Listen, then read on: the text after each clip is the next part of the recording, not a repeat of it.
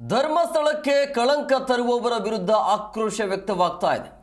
ಶಿವಮೊಗ್ಗದಲ್ಲಿ ಜನಾಗ್ರಹ ಸಭೆ ಮಾಡಿ ಪ್ರತಿಭಟನೆಯನ್ನು ಕೂಡ ಮಾಡಿದ್ದಾರೆ. ತೀರ್ಥಹಳ್ಳಿ ತಾಲೂಕು ಕಚೇರಿಯ ಮುಂಭಾಗದಲ್ಲಿ ಒಂದು ಸಭೆಯನ್ನು ಮಾಡಿ ಪ್ರತಿಭಟನೆಯನ್ನು ಮಾಡಲಾಗಿದೆ. ಧರ್ಮಸ್ಥಳ ಭಕ್ತಾದಿಗಳ ವೇದಿಕೆಯ ವತಿಯಿಂದ ಈ ಒಂದು ಪ್ರತಿಭಟನಾ ಸಭೆ ಕ್ಷೇತ್ರಕ್ಕೆ ಕಳಂಕ ತರಲು ಯತ್ನಿಸಲಾಗ್ತಾ ಇದೆ ಅಂತ ಹೇಳಿ ಆಕ್ರೋಶವನ್ನು ಹೊರಹಾಕಿದ್ದಾರೆ.